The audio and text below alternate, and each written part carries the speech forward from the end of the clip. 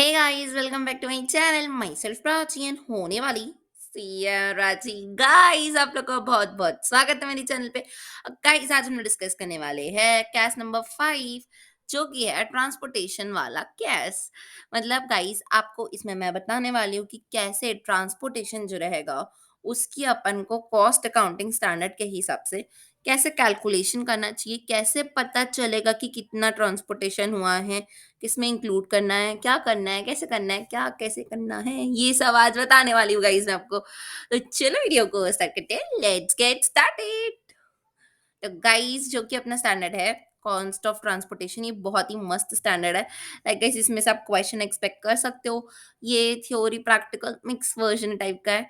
ठीक है, क्वेश्चन आते हैं हमेशा की तरह easy easy easy and PG. ठीक है, तो गाइस, ट्रांसपोर्टेशन से आप क्या समझते हो बताओ।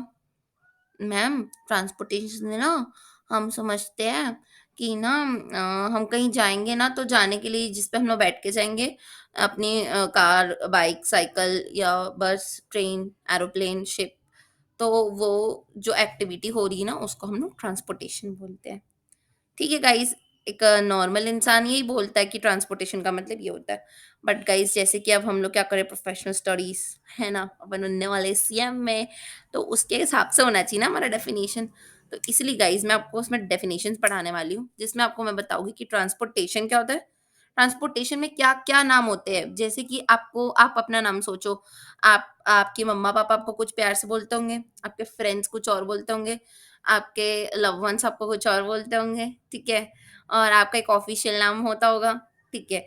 तो जैसे अलग-अलग टाइप के आपके नाम होते हैं, उस तरीके से ट्रांसपोर्टेशन भी अलग-अलग टाइप के होते हैं। मतलब टाइप इन द सेंस, यहाँ से यहाँ जाओगे ना तो इसको कुछ और नाम बोलते हैं, यहाँ से यहाँ जाओगे ना तो उसको कुछ और बोलते हैं, ठीक है? तो वैसा वाला अपन पढ़ने वाले हैं आज। तो आपको आज पता चलेगा, अगर आपको नहीं पता है तो, कि अगर यहाँ से यहाँ जाओगे ना तो ये अलग नाम हो जाएगा और यहाँ से यहाँ जाओगे तो अलग नाम हो जाएगा। मैम, क्या बोल रहे हो? यहाँ, वहाँ, वहाँ बताओ ना, कुछ समझ में नहीं आ रहा। आएगा गाइस समझ में, मैं बस समझाती हूँ। देखो, सबसे पहले मैं आपको बताऊँगी कि ट्रांसपोर्टेशन के खर्चे में क्या-क्या इंक्लूड होता है, ठीक है? फिर मैं उसके उसके जो छोटा-छोटा जो यहाँ-यहाँ, वहाँ बोल रही थी ना, वो बताऊँगी। क्लियर? तो देखो, देखो गाइस, फ्रेट होता है, कार्टेज होता है, ट्रांज़िट इंश्योरेंस होता है। बोलोगे मैम, पहले आप ये तो बताओ फ्रेट क्या होता है? हमको फ्रेट नहीं पता रहेगा तो हम कैसे बताएँगे कि कॉस्ट ऑफ ट्रांसपोर्टेशन ही क्या होगा? बिल्कुल सही बात है गाइज़ आपकी। सबसे पहले हम लोग नीचे में पढ़ते हैं कि फ्रेट क्या होता है, then we will jump up ऊपर, ओके? तो देखो, सबसे पहले फ्रेट बताऊँगी मैं गाइज़। तो फ्रेट जो होता है ना, उसमें अपन फ्रेट एक खर्चा होता है, ठीक है? खर्चा होता है, तो अपन चार्ज करेंगे उसको, ठीक है? जो अभी पे कर रहे हो या पे करने वाले हो, ठीक है? आज दे दोगे या तो देने वाले हो, ठीक है? अब मटेरियल का, गुड्स का, किसी का भी कर सकते हो, एक लोकेशन से दूसरी लोकेशन में। आप बोलोगे मैम, मतलब आप क्या कहना चाहते हो? लाइक ट्रांसपोर्टेशन और फ्रेट में डिफरेंस क्या हुआ? तो guys, transportation includes freight, transportation includes cartage. Okay, we will discuss cartage क्या होता है। रुको, कार्टेज क्या होता है? खर्चा होता है ये भी। वो भी खर्चा होता है, ये भी खर्चा होता है। ये इनकर्ड होता है जब अपन मूवमेंट ऑफ गुड्स करते हैं। बट यहाँ पे ध्यान देने वाली चीज़ है, ये गाइस शॉर्ट डिस्टेंस के लिए होता है, एकदम शॉर्ट। आपको कोई शॉर्ट डिस्टेंस ट्रैवल करना है तो उसके लिए आपको कार्टेज लगता है। मैम, प्लीज़ एग्ज़ाम्पल दे दो। बिल्कुल दूँगी बच्चा। तो देखो, सबसे पहले आप रहते हो, आपका तो नहीं पता बट मैं रायपुर में रहती हूँ, ठीक है? अब मैं रायपुर पे रहती हूँ, ठीक है? और मुझे नागपुर से कुछ सामान मँगाना है, ठीक है? नागपुर से मुझे कुछ सामान मँगाना है। तो मैं नागपुर से सामान मँगाई, तो ये बस बस से आया सामान, मान लो अभी के लिए, ठीक है? तो बस से सामान आया और ये बस स्टॉप पे रखा है। तो गाइज़, यहाँ पर मुझे लगेगा फ्रेट। क्लियर हो? ये वाला जो डिस्टेंस था, इसमें मुझे लगेगा फ्रेट। क्लियर? फिर ये जो बस स्टैंड है, ये मेरा घर है। ये मेरा घर है, मेरे को अपने घर लाना है इसको। तो ये मेरे घर तक आने के लिए जो मुझे ये वाला खर्चा लगने वाला है, यहाँ पर जो खर्चा लगेगा, इसको बोलेंगे कार्टेज। बोलोगे मैम, ठीक है, समझ में आ गया करके। क्लियर हुआ ना?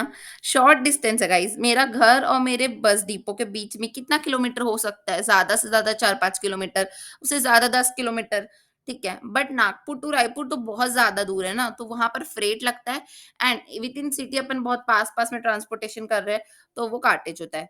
ठीक है? इसका और भी एग्ज़ाम्पल हो सकता है कि मैंने कहीं वेयरहाउस पे रखा अपना सामान और वेयरहाउस से सीधा मैं अपनी फैक्ट्री में सामान मँगवा रही हूँ, तो वो कार्टेज हो जाएगा। ठीक है? और वही वेयरहाउस से मैं किसी कस्टमर को out of state, out of city बहुत दूर सामान भेज रही हूँ, तो वो फ्रेट हो जाएगा। क्लियर हुआ? आई होप क्लियर हो गया होगा। ठीक है? देन नेक्स्ट अपना ट्रांजिट इंश्योरेंस क्या होता है? तो गाइज़ हम लोग जो अमाउंट देते हैं ना, ये भी खर्चा होता है। अमाउंट जो अपन पे कर रहे हैं प्रीमियम का, वो क्या चीज़ को कवर करता है वो देखते हैं। मतलब वो वाले गुड्स को, वो लॉसेस को कवर करता है जो ट्रांजिट में होने वाले हैं। आने-जाने के रास्ते के बीच में गाइज़ कुछ भी हो सकता है, आग लग सकती है, एक्सीडेंट हो सकता है और चोरी हो सकता है आपका सामान। तो गाइज़ वो सब कुछ सिक्योर करने के लिए हम लोग ट्रांजिट इंश्योरेंस करते हैं। ठीक है? डिपो क्या होता है? डिपो एक जगह होती है, प्लेस होती है, जहाँ पर आपका सामान को रखते हैं। मैम क्यों रखेंगे? तो गाइज़ मैं आपको एग्ज़ाम्पल देती हूँ अच्छा-सा। आप ट्रेन में ट्रैवल तो किए ही होंगे मतलब मोस्टली लोग ट्रेन तो ट्रैवल करते ही हैं और नहीं भी किए होंगे ट्रैवल तो देखे तो होंगे ही ट्रेन स्टेशन, ठीक है? तो इस स्टेशन के पास में आप देखे होंगे बहुत सारी छोटी-छोटी, छोटी-छोटी शॉप्स होती हैं। बहुत सारी बुक स्टोर्स बहुत होती हैं, खाने-पीने की दुकान ऐसा होती है वहाँ पर। तो गाइज़ वो क्यों होती हैं? क्योंकि वो सब ना डिपो होती है, बुक डिपो सुने होंगे बुक डिपो होती है। तो गाइज़ उसमें क्या होता है वो एक प्लेस रहती है जो कि ना एजेंट लोग मैनेज करते हैं। मतलब वहाँ पे एजेंट लोग खुद बैठे रहते हैं और जिनको भी अपनी बुक सेल करनी होती है ना, तो वो लोग उनको अपनी बुक्स दे देते हैं एंड देन वो लोग अपने डिपो में सेल करते हैं उनकी बुक्स को। ठीक है? तो वो एक प्रेमाइसेस होती हैं, ठीक है? जहाँ पर अपन मैनेज करते हैं, वहाँ पे एजेंट रह सकता है, कोई कंसाइनमेंट वाला एजेंट रह सकता है या किसी चीज़ की अमूल-वमूल का शॉप देखे होंगे आप, तो वो फ्रेंचाइज़ीज़ वगैरह रहती है। ठीक है? तो वो सब रहता है। तो वो डिपो को अपन और भी कह सकते हैं जैसे वेयरहाउस, गोडाउन, स्टोरेज का भी कुछ-कुछ रहता है गाइस स्टेशन में आप नोटिस करना, ठीक है? तो उसी सब को बोलते हैं। क्लियर हुआ? देन इक्वलाइज़्ड ट्रांसपोर्टेशन क्या होता है? तो गाइस इक्वलाइज़ जब भी आएगा ना तो एवरेज मान लेना उसको। अभी आगे भी आएगा तो एवरेज ही मानना है आपको, ठीक है? इक्वलाइज़्ड ट्रांसपोर्टेशन मतलब एवरेज, ऑन एन एवरेज इतना खर्चा लगा इतने टाइम पे, वो होता है। ठीक है, जैसे आपको जाना है यहाँ से केदारनाथ, अब आपको केदारनाथ जाने का मन हो गया, तो आपको यहाँ से जाने के लिए ऑन एन एवरेज 20,000 लग सकता है, ठीक है? डिपेंड अपॉन योर लोकेशन तुम कहाँ रहते हो, ठीक है? फिर इक्विलाइज़ फ्रेट का मतलब भी होगा एवरेज फ्रेट मतलब मोटा-मोटी इतना लगेगा, उसी को बोलते हैं। देन गाइस इनवर्ड और आउटवर्ड क्या होता है? तो देखो, इनवर्ड जब अपन अपनी फैक्ट्री में लाते हैं, समझ लो आपको कोई सामान रॉ मटेरियल की ज़रूरत पड़ गई और आपको वो फैक्ट्री पे चाहिए, तो वो इनवर्ड आ रहा है इनवर्ड, इन अंदर आ रहा है इनवर्ड और आपकी फैक्ट्री से सामान बन गया, वो बाहर जा रहा है, कस्टमर के पास जा रहा है, आउट आउट बाहर जा रहा है, तो वो आउटवर्ड होगा। आउट फॉर डिलीवरी बोलते हैं ना कि अमेज़न में अपन ऑर्डर करते हैं तो बोलते हैं हाँ, your goods is out of delivery मतलब आउट फॉर डिलीवरी मतलब आपकी डिलीवरी के लिए अब आ गया, तो वो आउटवर्ड हो गया उनका, ठीक है? और ऑर्डर इनवर्ड होता है मतलब उनके पास ऑर्डर आता है, इनवर्ड उनके पास रॉ मटेरियल आता है इनवर्ड, क्लियर हुआ? इनवर्ड, आउटवर्ड तो उससे रिलेटेड जो भी एक्सपेंसेस होते हैं उसको अपन इनवर्ड कहते हैं और आउटवर्ड से जो भी रिलेटेड खर्चे होते हैं उसको आउटवर्ड कहते हैं। इसमें कुछ समझाने लायक था नहीं और कॉस्ट ऑफ ट्रांसपोर्टेशन अब मुझे बताने की ज़रूरत ही नहीं है, आपको खुद आ जाएगा देखो। फ्रेट, कार्टेज, इंश्योरेंस को फ्रेट, कार्टेज, इंश्योरेंस को जब अपन ऐड करते हैं, ठीक है? उसमें अपना ऑपरेटिंग फ्लीट वगैरह का खर्चा जो आता है उसको ऐड करते हैं। कोई भी ऐसा खर्चा जो लग सकता है इंसिडेंटल है, वो भी जो कि अपन पेड कर रहे हैं अगर किसी एजेंसी वगैरह को वो सब भी, सबको इंक्लूड करना है आपको। तो वो हो जाएगा कॉस्ट ऑफ ट्रांसपोर्टेशन। हाँ, तो गाइज़ मैं बता रही थी कि क्या इंक्लूड नहीं होगा, तो गाइज़ अगर आप कोई डिटेंशन और डेमेरेज चार्जेज़ पे करते हो ना, तो वो इंक्लूड नहीं होता है। मैम डिटेंशन, डेमेरेज ये 2 चिड़िया कौन है? ये चिड़िया के बारे में गाइज़ जब डेफिनिशंस में आएगा तो बताऊँगी, अभी क्यों बताऊँ? फिर भूल जाओगे आप लोग भुलक्कड़, ठीक है? तो गाइज़ आगे बढ़ते हैं अपन। आप कैसे रिकॉर्ड्स मेंटेन करोगे ये बताना चाहूँगी मैं आपको कि गाइस ट्रांसपोर्टेशन के रिकॉर्ड्स कैसे मेंटेन होते हैं। तो सबसे पहले तो आपको प्रॉपर अकाउंट्स मेंटेन करना पड़ेगा जिसमें आप सब एलिमेंट बताओगे कि फ्रेट का इतना लगा, कार्टेज का इतना लगा, इंश्योरेंस का इतना लगा, बाकी का इतना लगा, ठीक है? वो सब कुछ बताओगे एडजस्टमेंट करने के बाद, ठीक है? ऐसे मत बता देना, एडजस्टमेंट करने के बाद बताना। और उसके बाद अगर आपको लग रहा है ना कोई एबनॉर्मल कॉस्ट हो गई है, आग लग गई थी, पता ही नहीं चला कैसे लग गई थी और आप उसको पता कर पा रहे हो कि कितने की आग लगी है, हटा दो, फेंक दो उस कॉस्ट को निकाल के बाहर, इंक्लूड नहीं करना है, समझ में आया? इंक्लूड नहीं करना है। प्रॉपर रिकॉर्ड मेंटेन करना है। जितना भी आपका खर्चा हुआ वो सबको एब नॉर्मल को इंक्लूड नहीं करना है। Is that clear? ठीक है। देन मैन्युफैक्चर अगर है, मैन्युफैक्चर मतलब मैं ही बनाती हूँ, मैं ही ट्रांसपोर्टेशन का बिजनेस कर रही हूँ, मैं कुछ भी बिजनेस करूँ, मैं ट्रांसपोर्टेशन काम खुद ही करती हूँ। ठीक है, तो अगर मैं खुद ही ट्रांसपोर्टेशन काम खुद ही कर रही हूँ, मैं अपनी खुद ट्रांसपोर्टेशन कर रही हूँ, तो बहुत बढ़िया यार, मतलब वेरी गुड। ठीक है, तो तुमको क्या करना है, तुमको एक्चुअल ऑपरेटिंग कॉस्ट जो भी था उसको इंक्लूड कर देना है, और बाकी जो बड़े खर्चे रहेंगे उसको एमोटाइज कर देना। ठीक है, इज दैट क्लियर? इजी सा था, कुछ था ही नहीं। अगर आप हायर कर रहे हो तो हायर करने के लिए जो भी खर्चा आएगा उसका कंप्लीट डिटेल आपको बताना पड़ेगा। ठीक है, easy. Done. Record shall be maintain separately for inward and outward. ऐसे नहीं कि सबको ऐसा खिचड़ी बना दिया, क्या टेस्टी लग रहा है, ऐसे रिकॉर्ड्स नहीं बनाना है। ठीक है, इनवर्ड का अलग, आउटवर्ड का अलग, इनवर्ड का अलग, आउटवर्ड का अलग। ठीक है, और उसका डिटेल बताओगे, पर्टिकुलर गुड्स वगैरह का सप्लायर किससे खरीदे, किसको कौन रिसिपिएंट था, क्या हुआ था, ये सब। Clear clear clear. Then separate record maintain करना है आपको, आइडेंटिफाई करते हुए कि कॉस्ट ऑफ ट्रांसपोर्टेशन इनवर्ड के लिए जितना आया मटेरियल, उसका खर्चा कितना आया है, आउटवर्ड के लिए कितना सामान गया, उसका खर्चा कितना आया है। ठीक है, और उसके साथ-साथ अगर आप होम कंजम्पशन करते हो मतलब with in India, and export मतलब आउटसाइड इंडिया अगर कर रहे हो, तो उसका भी सेपरेट बताना पड़ेगा। ठीक है? देन नेक्स्ट है अपना कि कोई भी रिकॉर्ड ट्रांसपोर्टेशन का जो रहेगा, अगर अपन फैक्ट्री से डिपोट मतलब फैक्ट्री से रेलवे स्टेशन वाला डिपोट, ठीक है? तो उसका आपको अलग बताना पड़ेगा। अगर आप कोई ट्रांसपोर्टेशन कर रहे हो मटेरियल का जॉब वर्कर के प्लेस के लिए, जॉब वर्कर कौन है मैम? जॉब वर्कर मतलब समझ लो गाइस, मेरे पास एक ये स्वेटर है, ठीक है?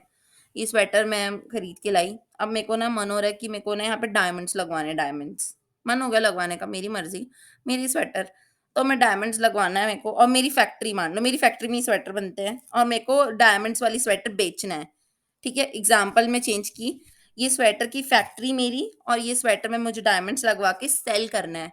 अब डायमंड्स लगना मेरी शॉप पे पॉसिबल नहीं है, मेरी फैक्ट्री पे पॉसिबल नहीं है, तो मैं क्या की, डायमंड लगाने वाले को बोली कि ये स्वेटर रखो, डायमंड लगा के मुझे देना। तो जो डायमंड लगा रहा है, वो सर्विसेज़ दे रहा है लगाने की सिर्फ़, ठीक है? तो वो जॉब वर्क हुआ, ठीक है? तो अगर उनके पास सब सामान भेजते हैं देन वापस आता है, तो उसका आपको अलग डिस्क्लोज़र देना है, मतलब आपको अलग रिकॉर्ड मेंटेन करना है। ठीक है? उसके अलावा कोई भी आप ट्रेडिंग पर्पज़ से काम कर रहे हो, ट्रेडिंग ट्रेडिंग मतलब देन-लेन। तो गाइज़ अगर आप ट्रेडर हो, ठीक है? ट्रेडिंग का मतलब क्या होता है, जो खुद सामान लेता है और बेचता है, ठीक है? लेना और देने का काम है, खुद वो काम बीच में कुछ नहीं करता, सिर्फ़ देनी-लेनी का काम करता है, ठीक है? तो वो जो अगर ट्रेडर है एक्सक्लूसिवली अगर आप उसके लिए भेज रहे हो, तो उसका अलग रिकॉर्ड आपको बताना पड़ेगा, ठीक है? अगर उसका कोई डिडक्शन कर रहे हो, ठीक है? देखो, same will not be include in claiming any deduction, कोई भी डिडक्शंस आप ले नहीं सकते उस चीज़ के लिए, ठीक है? ट्रेडिंग का अगर आप काम करते हो तो।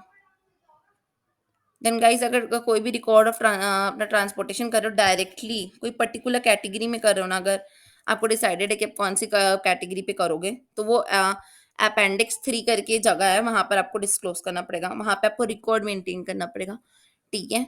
और अगर कोई भी ट्रांसपोर्टेशन कॉमन है, ठीक है? कॉमन है, किस-किस में? खुद के वाले में और खरीद के वाले में। खुद मतलब ओन बिज़नेस वाले में, मतलब जहाँ से आप खुद ट्रांसपोर्टेशन करवाते हो, और हायर्ड मतलब जो आपको हायर करके रखे हो रिक्शे वाले को, ठीक है? तो उस केस में अगर दोनों रहेगा कॉमन, तो गाइज़ आपको उसके हिसाब से आपको रिकॉर्ड मेंटेन करना पड़ेगा, ठीक है? कोई गुड्स अगर एग्ज़ेम्प्ट है, एक्सेसिबल गुड्स है, जिसमें एक्साइज़ ड्यूटी लगती है, उसको एक्सेसिबल बोलते हैं, और एग्ज़ेम्प्ट मतलब जिनके ऊपर टैक्स वगैरह नहीं लगता, या फिर कोई भी तरीके से वो एग्ज़ेम्प्ट है, जीएसटी नहीं लगता उसके ऊपर, तो गाइज़ उसका रिकॉर्ड आपको अलग मेंटेन करना पड़ेगा, उस गुड्स का अगर ट्रांसपोर्टेशन कर रहे हो तो। ठीक है? और सेपरेट रिकॉर्ड बनाना पड़ता है गाइज़ आपको अदर देन रोड, अगर आप रोड में नहीं हैं, शिप में नहीं हैं, एयर में नहीं हैं, तो आपको अपेंडिक्स 2 में अलग से बताना पड़ेगा, टोटल कॉस्ट। समझ गए? Thank you so much for watching this video. Yeah, do subscribe my channel. Thank you so much for watching this video. Bye bye. Stay safe, stay healthy, and अपना ध्यान रखो।